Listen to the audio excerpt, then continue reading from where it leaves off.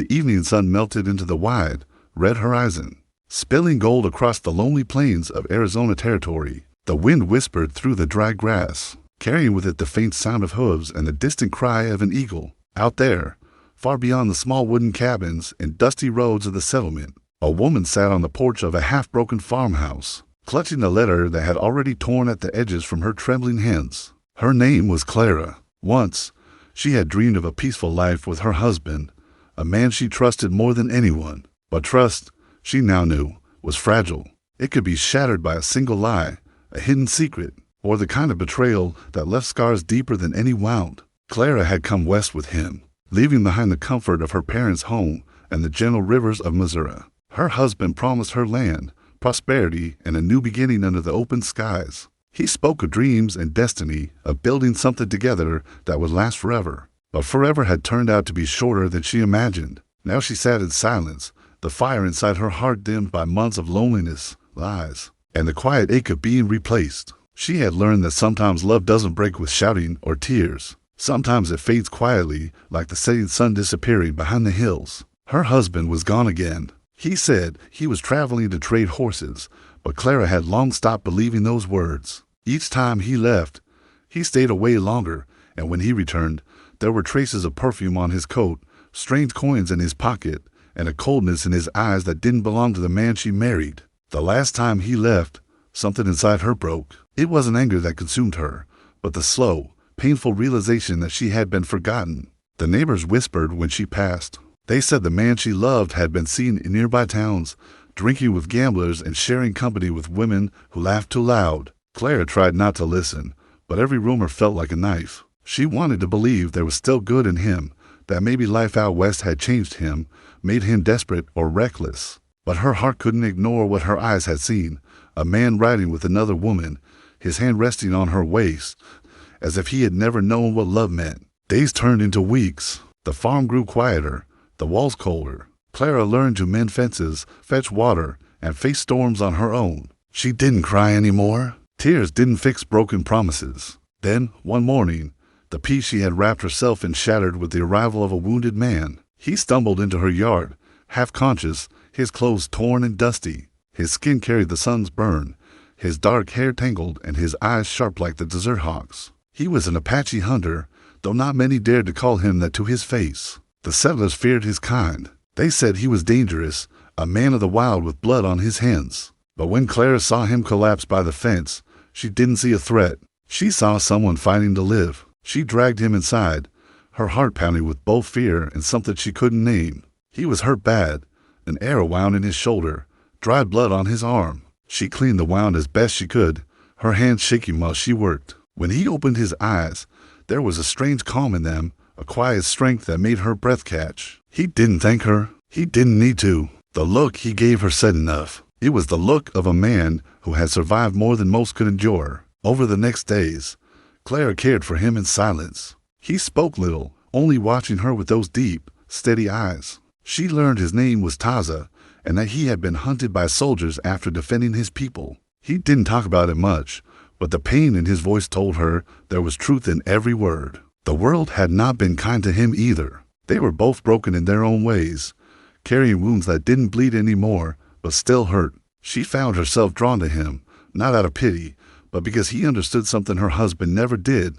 Silence could be honest. One afternoon, while the wind rolled across the plains, Clara asked him if he believed people could change. He looked at her for a long moment before answering. People change when their hearts remember what they were made for, he said softly. His words stayed with her. They weren't fancy or sweet, but they carried a weight that touched something deep inside her. That night, for the first time in months, she slept without fear. She dreamed of open skies and freedom, not of betrayal. The days grew warmer. Taza healed slowly, helping her with small chores once his strength returned. He worked in silence, mending fences and tending to the horses with a care that surprised her. There was a gentleness in his movements, something respectful and patient. Clara caught herself smiling again, though she tried to hide it. She had forgotten what it felt like to laugh at small things, to feel the warmth of another person's presence without the shadow of doubt. But the world outside their small haven wasn't kind. Rumors began to spread in the settlement. A white woman living alone with an Apache man. Men started showing up near her land, pretending to hunt or trade, but their eyes carried judgment and anger. Clara knew trouble was coming. Still, she couldn't bring herself to send Taza away. He had saved her spirit without meaning to. He reminded her of courage, of what it meant to stand tall even when the world turned its back on you. Then, one night, the sound of hooves thundered through the dark. Clara froze by the window, the lantern flickering in her hand. She recognized the silhouette before she even saw the face.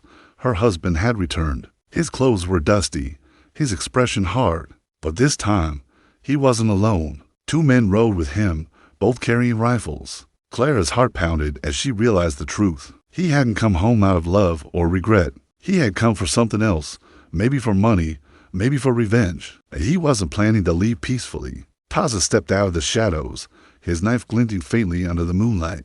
He didn't speak, but Clara could see in his eyes that he was ready. Her husband dismounted, his boots crunching against the dirt. For a long moment, no one spoke. The air between them was heavy with all the words that had been left unsaid, the betrayal, the pain, the choices that had led them all here. Clara's husband glanced at her, his voice sharp. "You've been busy," he said, his tone dripping with disgust. "Living with one of them." The word carried venom. Taza didn't flinch, but his gaze hardened. Clara felt the weight of everything crashing around her, the lies, the judgment, the love she had lost, and the quiet strength she had found. She realized then that she had been living in fear of the wrong man. It wasn't Taza she needed to fear. It was the one who had promised her forever and then destroyed it. As the cold wind swept through the yard, the standoff held.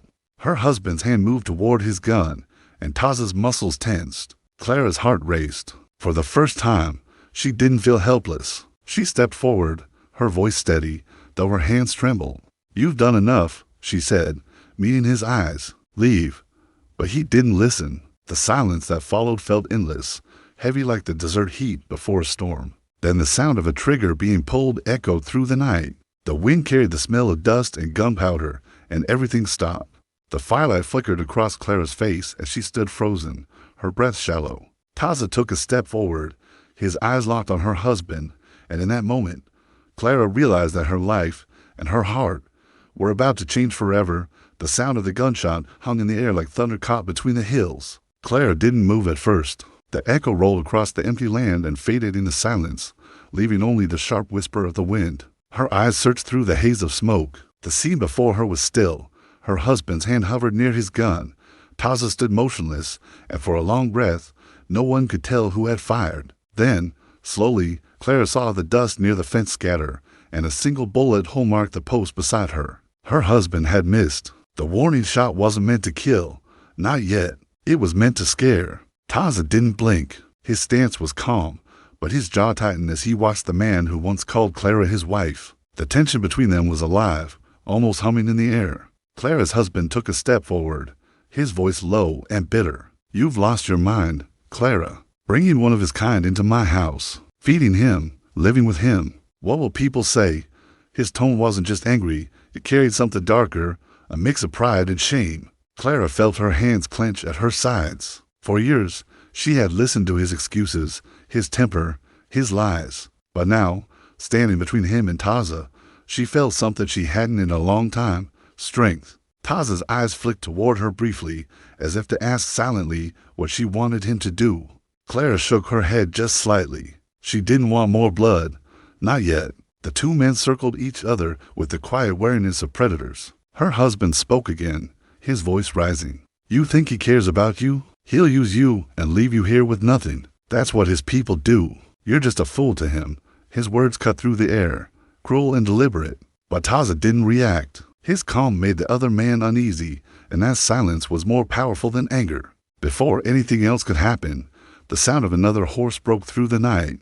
From behind the ridge, a rider appeared, a young deputy from the nearby town. He shouted for everyone to stop, his rifle raised but trembling slightly in his hands. "Put the weapons down," he called out. "Sheriff's orders. No fighting on settlement land." The tension cracked slightly as both men stepped back, though neither lowered their guard. Clara exhaled, realizing only then that she had been holding her breath. Her husband glared at her, his face hard with rage and humiliation. "This isn't over," he spat before turning to the deputy. "I'll be back for what's mine." His words echoed like a curse as he mounted his horse and rode into the darkness, the two men following behind him. The deputy stayed a moment longer, his nervous gaze flicking between Clara and Taza. "Ma'am," he said carefully, "folks in town are talking. They think the Apache's dangerous. You might want to send him away before trouble gets worse." Clara didn't answer. She just nodded, and the deputy rode off, leaving her in the quiet again. Where the last sound of hoofs faded, Clara turned to Taza. His face was unreadable, but his eyes were sharp with awareness. "He won't stop," he said simply. She knew he was right. Her husband's pride would not allow him to walk away, not when his reputation was at stake. Out here, a man's image meant everything. A woman choosing another, and worse, choosing a native man, was something the settlement would never forgive. Clara felt the cold knot of fear twist inside her. Yet, beneath that fear, there was something else, a quiet defiance. She had spent a long living under someone else's shadow. As the days passed, life on the farm settled into a fragile rhythm. Taza repaired the fence her husband had broken, tended to the horses, and hunted for food in the nearby woods. Clara worked beside him, sometimes in silence, sometimes exchanging small words that carried more weight than they seemed. He never asked her to explain her past, and she never asked about his. But little by little, stories slipped out between them, pieces of lives shaped by pain and endurance. She learned that Taza had once been a tracker for the army, forced to work against his own people to survive. When he refused to help capture his tribe, he became an outlaw in the eyes of both worlds. "I've been hunted by men who wear badges and men who wear feathers," he told her one evening as the fire crackled between them. "They all forget that the earth doesn't belong to anyone. We belong to it." His words carried a truth that struck something deep inside her. She realized that both of them had been running, him from the world's cruelty, and her from the wreckage of love gone wrong. In town, the whispers grew louder. Women turned away when Clara entered the general store. Men muttered under their breath about the Apache lover living alone on her land. Even the preacher refused to visit anymore. The settlement had drawn its lines, and Clara had crossed them. One afternoon, a group of townsmen rode up to her gate. They didn't come inside, but their message was clear. "You'd best send that man away," one of them warned. "There's talk of a patrol coming through. They won't be asking nicely next time." That night, Clara sat by the fire, staring at the flames. "They'll come for you," she said quietly. "They won't stop until they make an example of us." Taza didn't answer for a moment. He reached for his knife, turning it slowly in his hand before setting it aside. "Then they'll come," he said. But running doesn't change truth. His calmness should have comforted her, but it only deepened the ache in her chest. She wanted to tell him to go, to save himself before it was too late. Yet she couldn't say the words. Losing him now felt unbearable, even though she knew keeping him here would invite danger. The next morning, the sky was gray, heavy with the promise of rain. Clara found herself walking to the barn where Taza was saddling one of the horses. She thought he was leaving, and for a brief, painful moment, she felt the sting of abandonment again. But then she noticed something. He wasn't packing for himself. He was preparing her horse. "We need supplies," he said, looking up. "If trouble's coming, we can't face it hungry." His voice was steady, but his eyes searched hers carefully, as if to see whether she still trusted him. She nodded and helped him tie the bags, though her hands shook slightly. The ride to town was quiet. People stared as they passed, their faces hard and unforgiving. Clara kept her chin high, refusing to show fear. Inside the general store, the air felt thick with judgment. The shopkeeper's wife whispered to another woman, her gaze darting toward Taza. The shopkeeper himself refused to meet his eyes. Clara paid for the flour and coffee quickly, trying to ignore the stares, but she caught fragments of conversation as they left. Talk of a posse forming, men planning to clean up the settlement before the season turned cold. As they rode back through the canyon road, the wind carried a distant rumble of thunder. Clara glanced at Taza, her heart uneasy. "They mean to hurt you," she said softly. He didn't respond at first. His eyes scanned the ridges around them. "Maybe," he said finally, "but fear makes men blind. They'll come at night, when the sky hides them." His words were simple, but they filled her with dread.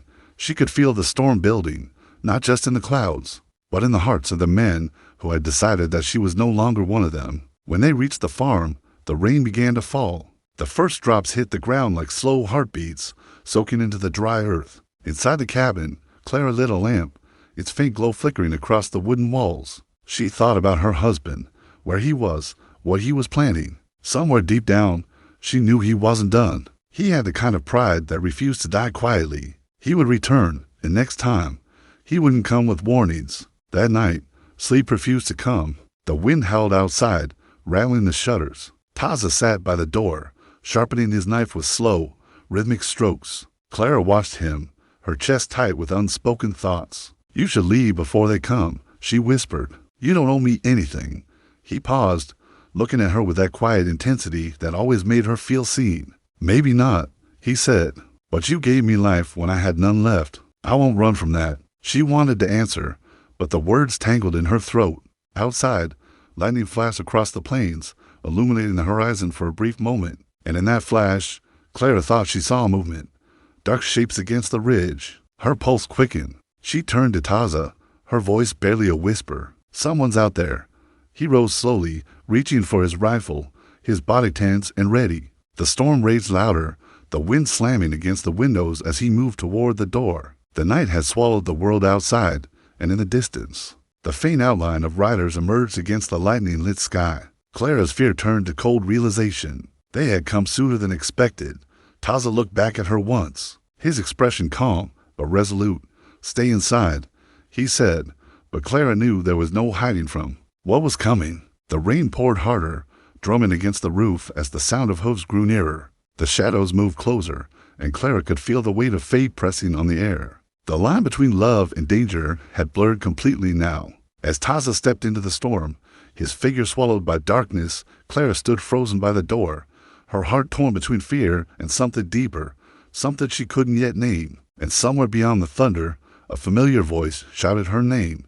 The rain poured heavier, running off the roof in sheets and soaking the land until the earth turned to mud. Clara pressed her palm against the window, straining to see through the storm. Lightning tore across the sky, revealing fleeting images of riders closing it through the rain. Her heart thudded painfully. There were at least 6 of them, maybe more. She could make out the shape of her husband leading them, his coat dark and his hat pulled low against the wind. They were armed. Taza stood in the open yard, his hair wet, his rifle steady. He didn't look afraid, but Clara could sense the storm inside him was fiercer than the one in the sky. She wanted to call out to him, to tell him to come back inside, but her voice wouldn't move past her throat. The air between them was thick with everything unsaid. The riders slowed near the fence line, their horses restless from the thunder. Her husband raised his hand and shouted something she couldn't hear. Taza didn't move. Another bolt of lightning flashed, and the 2 men's faces were briefly visible, one burning with fury, the other calm as stone. Then came the sound of gunfire, sharp and cruel against the roar of the storm. Clara screamed, but it was swallowed by the wind. Taza dropped to one knee and fired back, the muzzle flash lighting his face for an instant. The men scattered, taking cover near the trees. She ran to the door, her hands trembling, but he shouted over the storm, his voice steady and clear. "Stay inside." She froze in the doorway, torn between fear and instinct. The thunder crashed again, and the smell of gunpowder filled the air. Each shot felt like a heartbeat, loud and uncertain, as if the world itself was holding its breath. Minutes passed that felt like hours. When the firing stopped, only the rain spoke. Clara gripped the doorframe, her knuckles white. "Taza," she called, her voice breaking. No answer. She stepped outside, the cold rain striking her skin. The yard was empty except for the trampled mud and a broken fence post. Then, from behind the barn, Taza appeared, limping slightly but still standing. Relief flooded her chest, but it vanished when she saw blood running down his arm. She rushed to him, trying to guide him inside, but he shook his head. "They're not done," he said quietly. "They'll wait until the storm clears." Inside the cabin, Clara wrapped his wound with a torn cloth, her hands moving quickly. He winced but didn't complain. "You can't fight all of them," she whispered. "They'll kill you." He looked at her, his eyes calm but unyielding. "They've already decided that. I just decide how it happens." The words chilled her. He wasn't being reckless. He was being honest. This wasn't just about him anymore. It was about both of them, about survival, about standing for something when the world refused to understand. When dawn came, the rain had stopped, leaving behind a thick mist that clung to the land. Clara and Taza barely slept. The air was heavy with dread. They both knew her husband would return, not with anger this time, but with a plan. He was too proud to accept defeat. As the sun rose behind the clouds, Clara saw a figure approaching from the distance. It wasn't her husband this time. It was the deputy again. His face looked pale, his horse covered in mud from the long ride. He dismounted slowly, his expression uneasy. "There's trouble," he said, glancing nervously toward Taza. "Your husband went to the sheriff. Said the Apache attacked him on his own land. There's a warrant out. They're forming a posse to take him in." Clara's stomach twisted. "Take him in for what?" she demanded. Defending himself, the deputy's eyes dropped. "Doesn't matter. Folks believe him. They'll be here by nightfall." Taza didn't say a word. He walked to the window, his face unreadable. Clara turned back to the deputy. "Then tell them the truth," she said sharply. "Tell them what really happened." But he shook his head. "It won't matter. Once fear takes hold, truth doesn't change it." After the deputy left, silence filled the cabin again. Taza sat by the table, sharpening his knife slowly. Clara paced the floor, her mind racing. "We can go," she said suddenly. "We can ride south, cross the border before they find us." He looked up at her, his gaze steady. "And then what?" "They'll hunt you too. They won't care whose name's on the land." His voice was low but firm. She wanted to argue, but he was right. Out here, the law wasn't justice. It was whatever story the loudest man told first. As the hours passed, the mist began to lift, revealing the harsh beauty of the land around them. It should have felt peaceful, but all Clara could see was danger. She thought about her husband, the way he used to smile, the way that smile had turned sharp over time. She remembered the early days when they built the small house together and dreamed of filling it with laughter. But those dreams had turned into dust. He wasn't the man she married anymore. Maybe he never had been. By afternoon, the wind had shifted, carrying the faint scent of smoke from the north. Taza noticed it first. He stood quickly, scanning the horizon. "They're close," he said. Clara ran to the window. In the distance, she saw small figures moving through the haze, riders again, but this time more of them. Maybe 10, maybe 12. She recognized one of the horses. Her husband's gray stallion led the group. Her pulse quickened. Taza began preparing quietly. He packed water, ammunition, and food. "You should hide in the cellar," he said, but she shook her head. "No, I won't hide while they come for you." He looked at her with something close to pain in his eyes. "If they take me, they'll burn this place after. You can still live." She reached for his hand, her voice trembling. "Living without courage isn't living." For a long moment, neither spoke. The world outside grew quiet again. That strange, heavy stillness that always comes before something terrible. Then Taza nodded slowly. "Then we stand together." His words carried no pride, only truth. They both knew what that meant. As the sun dipped low, the posse appeared at the ridge. Her husband rode at the front, his expression hard and certain. He dismounted, rifle in hand, calling out across the open field. "Send him out, Clara. No one needs to get hurt." His voice was calm, almost gentle, but Clara heard the threat beneath it. She stepped outside, her heart pounding. "He didn't attack you," she said. "You came here with guns in the middle of the night. You shot first." Her husband's jaw tightened. "You've been poisoned by him," he said coldly. "You're too blind to see what he really is." Behind him, the other men shifted uneasily. Some looked unsure, glancing between the two of them. Taza stepped out slowly, his hands visible, his posture calm. "I didn't come here to fight your kind," he said evenly. "You brought the fight to me." Her husband raised his rifle. "And I'll finish it."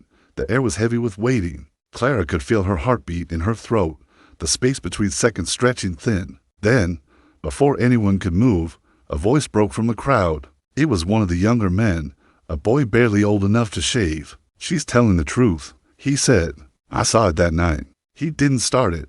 The others turned toward him, the tension cracking for a moment. Her husband's eyes burned with rage. "You shut your mouth," he barked, his control slipping. The boy hesitated, looking scared now, but he had already said enough. The doubt was there, spreading like fire through the group. Taza used that pause to move closer, slow and steady. "You don't want to do this," he said quietly. "Walk away." But pride is a dangerous thing. Clara's husband laughed, but there was no humor in it. "You think you could stand where I stood, take what's mine, and walk away?" His voice broke slightly, revealing the truth. This wasn't about justice anymore. It was about humiliation. He had lost control of everything, and he'd rather destroy it than let it go. The men behind him started murmuring, uncertain. The sun had nearly vanished now. painting the land in a dim, blood-red glow. Taza lowered his rifle slightly, not in surrender, but in understanding. "You think I took something from you," he said, "but what you lost was never yours to keep." The words hit like a stone. Her husband's face twisted in fury, and for an instant, Clara thought he might pull the trigger. Then the sound of another gun cracked from somewhere behind the group. No one could tell who fired first. Chaos erupted, horses reared, men shouted, and the smell of smoke filled the air again. Clara dropped to the ground as bullets tore through the silence. Taza pulled her toward the barn, his movements quick and deliberate. They ducked behind the wooden walls as gunfire echoed across the valley. When it finally stopped, the air was thick with smoke and fear. The sun was gone now, and darkness crept in like a shadow swallowing the world. Clara could hear groans, the sound of men calling out in pain. She looked at Taza, his face smeared with dirt and sweat. "It's not over," he said quietly, and somewhere out in that darkness, her husband's voice rose again, broken but alive. "You can't hide forever, Clara." She shivered at the sound, her heart pounding in the silence that followed. The storm had passed, but something worse was coming, something deeper than revenge. And in that cold, trembling moment, she realized this fight wasn't just about land or pride. It was about truth, about love that defied every rule written by men who feared what they didn't understand. The night air was heavy with the smell of gunpowder and wet earth. Smoke clung to the ground, curling around the broken fences and scattered horses. Clara crouched beside Taza behind the barn, her hands gripping the rifle so tightly her knuckles ached. The moon tried to break through the clouds, but its pale light only deepened the shadows. Somewhere in the distance, a man groaned in pain. Another called out for help, his voice echoing through the valley. The sound of her husband's voice still rang in her ears, angry and desperate, cutting through the dark like a knife. Taza's breathing was steady, but his eyes scanned every flicker of movement. "They're regrouping," he whispered. "They won't leave until they find us." His tone was calm, but there was something in it. Not fear, but calculation. Clara swallowed hard. Her heart pounded so loudly she was sure they could hear it. "You're hurt," she said quietly. He shook his head. "It's nothing." She knew he was lying. The bandage around his arm was soaked through again, and each time he shifted, he winced slightly. But there was no time to argue. The rain had stopped hours ago, but the land still glistened under the moonlight. Clara could see the outline of the ridge where the men had taken cover. They were waiting for daylight, waiting for the moment they could finish what they started. Her husband's voice broke the silence again, closer this time. "You can't run forever," he shouted. "I'll burn this place to the ground if I have to." Clara felt her throat tighten. The farm wasn't much, but it was all she had left of the life she once believed in. The house, the barn, the small patch of earth she had planted with her own hands, they carried her memories. Losing it would mean losing everything. She looked at Taza, her voice trembling. "We have to stop him before he destroys everything."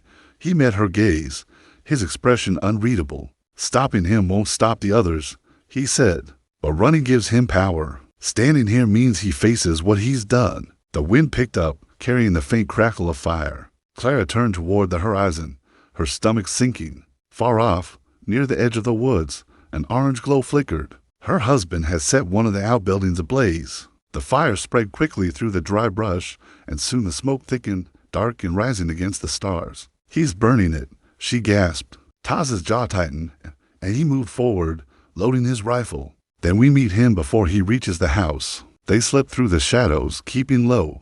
The firelight painted the land in shades of red and gold, making the night feel alive and dangerous. Clara could hear the men talking near the flames, rough voices arguing, boots crunching against the dirt.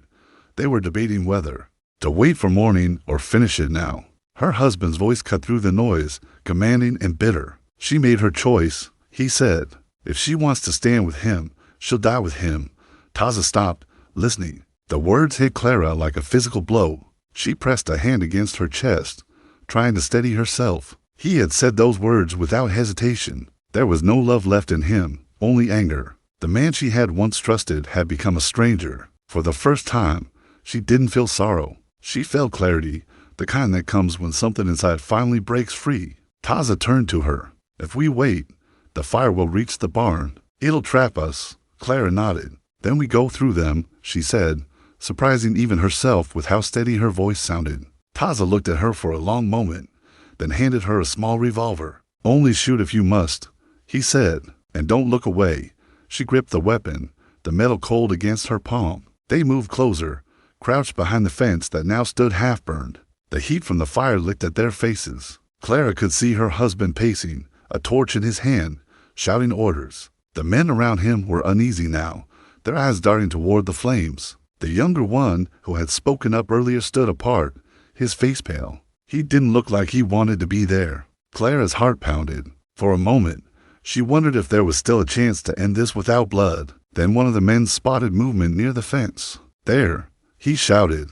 Gunfire erupted again, shattering the stillness. Clara dropped behind a post as splinters flew past her. Taza returned fire, precise and controlled, forcing them to scatter. The roar of the burning would mix with the gunshots until it was impossible to tell where one sound ended and another began. The air was hot, smoky, and filled with chaos. Clara could barely see through the haze, but she saw her husband step forward, rifle raised. His eyes locked on Taza, and she saw the moment he decided. The world seemed to slow. She shouted his name, but the sound was swallowed by the fire's roar. Taza turned, just as the rifle went off. The shot missed by inches, striking the ground near his feet. Before her husband could fire again, Taza tackled him to the ground. The two men fought fiercely, the rifle skidding across the dirt. Clara ran forward, her heart in her throat.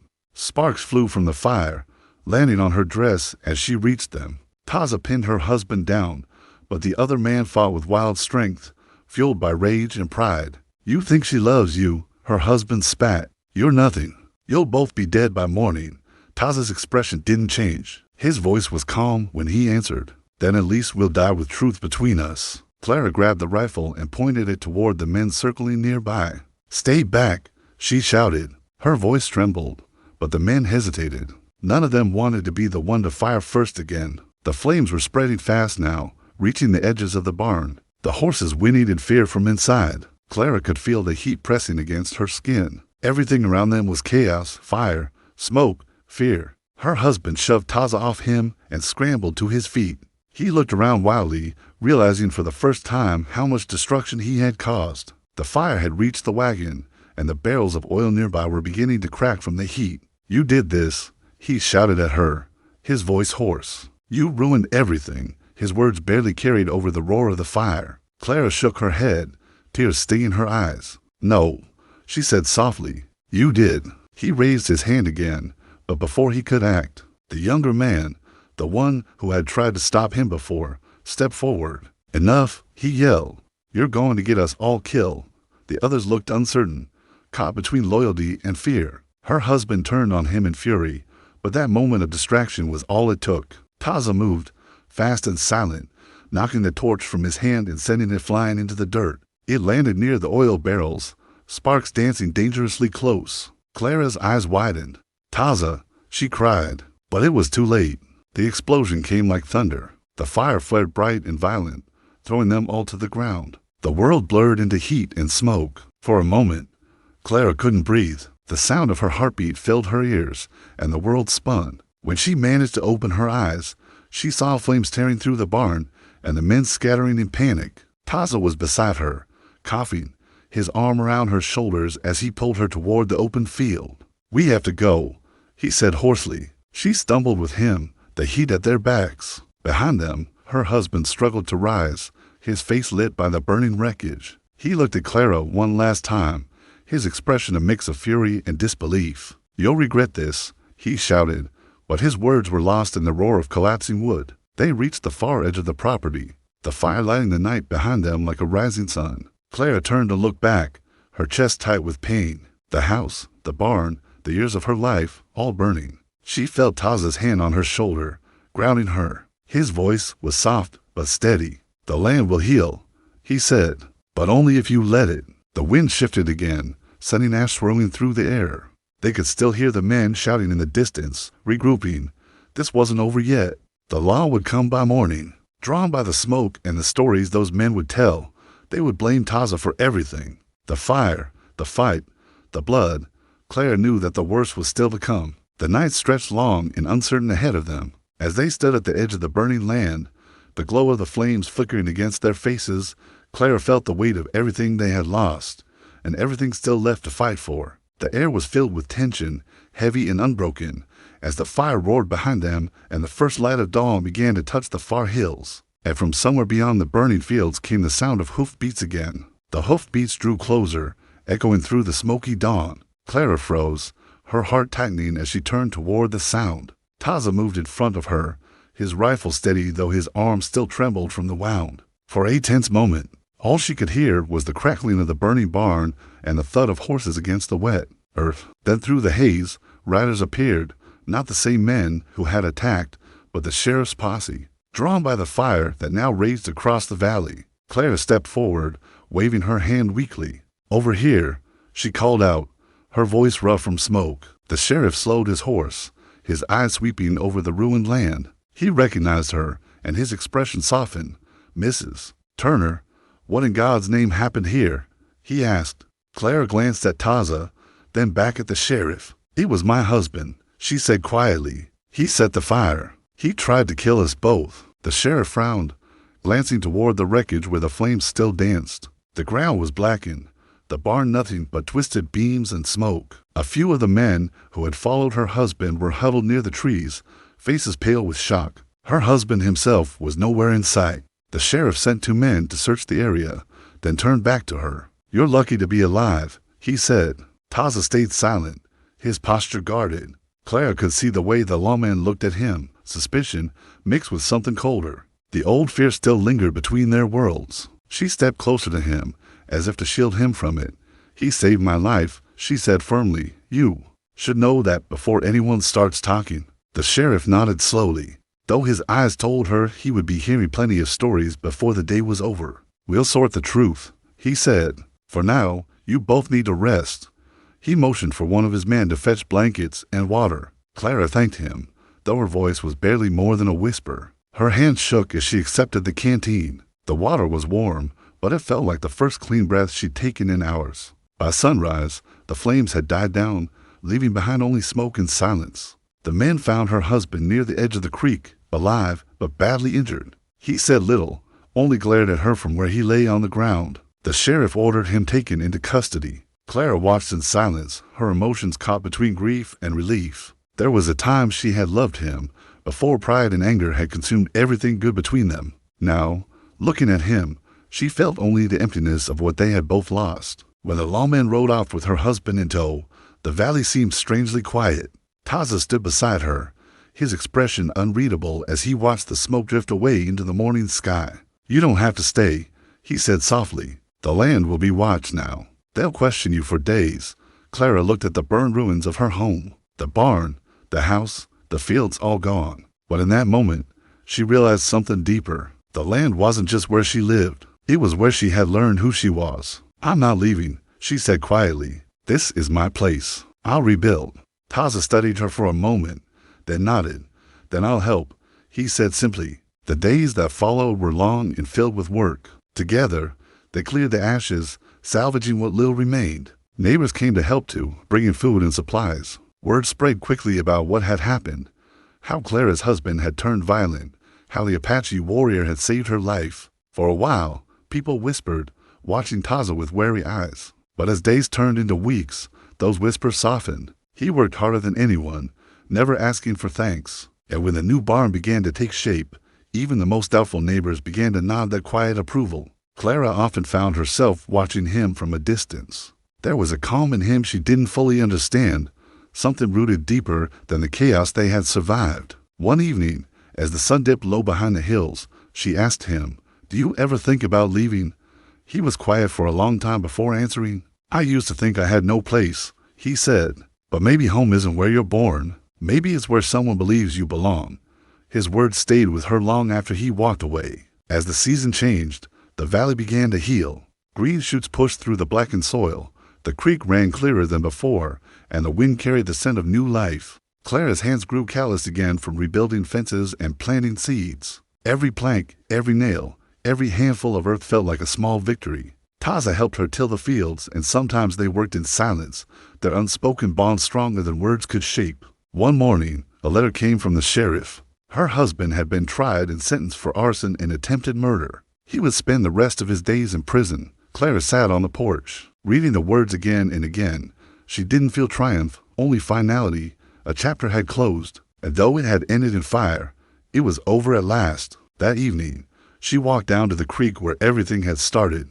The water reflected the orange glow of sunset, peaceful and endless. Taza joined her after a while, standing quietly beside her. Neither spoke for some time. The silence between them wasn't heavy anymore. It was comfortable, steady. "You could start again somewhere far from here," she said eventually. "A place where no one remembers what happened." He looked at her, his expression soft but certain. "If I left, I'd still carry it," he said. "The land remembers, and so do we. It's not about forgetting. It's about making peace with what's left." She nodded, understanding him in a way that didn't need words. For a long moment, they just stood there, watching the light fade from the water. A flock of birds flew overhead, their wings cutting across the sky like a promise. The world felt quieter now, less cruel. By the time the first snow came that winter, the new barn stood tall, stronger than the one before. Clara often caught herself smiling at small things, the sound of the wind through the trees, the steady rhythm of Taza chopping wood, the laughter of a child from a nearby farm. Life was still hard, but it was honest again. On the last night of the year, she sat by the fire, writing in her old journal. She wrote about loss and survival, about finding strength in unexpected places. She wrote about how love could change form, from passion to understanding, from heartbreak to quiet loyalty. And she wrote about Taza, though she didn't use his name. She simply called him the man who stood when the fire came. When she closed the book, she felt lighter. The storm inside her had settled. Outside, the stars glimmered across the dark sky, clear and sharp after the snowfall. Taza was still awake, mending a bridle near the door. She walked over and sat beside him, feeling the warmth of the fire and the steady comfort of his presence. "Thank you," she said softly. He looked up, a faint smile on his face. "For what?" "For staying," she replied. He didn't answer right away. He just nodded once, then returned to his work. But his smile lingered, small and real. As the fire crackled between them, Clara realized that healing didn't come all at once. It came in small moments like this, in rebuilding, in forgiving, in choosing peace over anger. The past would always live within her, but it no longer defined her. The valley outside their home slept quietly under the snow, the land finally at rest. The sky stretched wide and endless above them, holding the promise of another day. And though the fire that had once consumed everything was long gone, its light remained, not as destruction, but as the start of something new. The story of the woman who survived the flames and the warrior who stood beside her would be told for years in hushed tones around campfires and kitchen tables. But for Clara and Taza, it was simply life, rebuilt, reimagined, and finally at peace.